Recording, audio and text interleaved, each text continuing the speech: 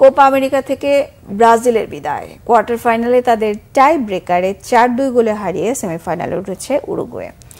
শেষ 20 মিনিট উরুগুয়ের 10 জনের বিপক্ষে খেলেও গোলের দেখা পায়নি সেলেসাওরা। নির্ধারিত সময়ের খেলা গোলশূন্য ড্র ছিল। মনির হোসেন খানের ডেস্ক রিপোর্ট।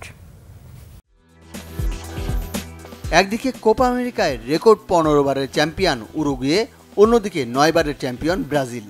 এবারের আসরের অন্যতম সেরা ম্যাচ দেখার অপেক্ষায় ছিল ফুটবল দর্শকরা। সর্বোচ্চ 9 গোল করে গ্রুপ সেরা হয়ে শেষ 8-এ উঠে এসেছে উরুগুয়ে। অন্যদিকে গ্রুপ রানার্স আপ হয়ে কোয়ার্টার ফাইনালে জায়গা পেয়েছে ব্রাজিল। নেইমার শুরু থেকেই নেই, দলের অন্যতম ভরসা ভিনিসিয়াস জুনিয়রও 2 হলুদ কার্ড দেখে ম্যাচের বাইরে। ফেভারিটের তকমাটা কিছুটা হলেও ছিল উরুগুয়ের গায়ে। তবে মাঠের খেলায় এর প্রতিফলন নেই।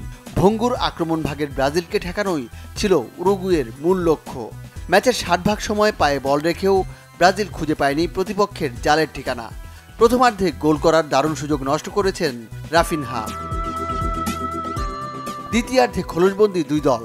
মাঝমাঠের নিয়ন্ত্রণ নিতে গিয়ে বারবার ফাউলে ম্যাচের গতি হয়েছে নষ্ট। পুরো ম্যাচে 26টি ফাউল করেছে উরুগুয়ে, ব্রাজিলও কম যায়নি। লা সেলেস্তেদের তারা ফাউল করেছে 15 বার। 2 দলই পেয়েছে 2টি করে হলুদ কার্ড।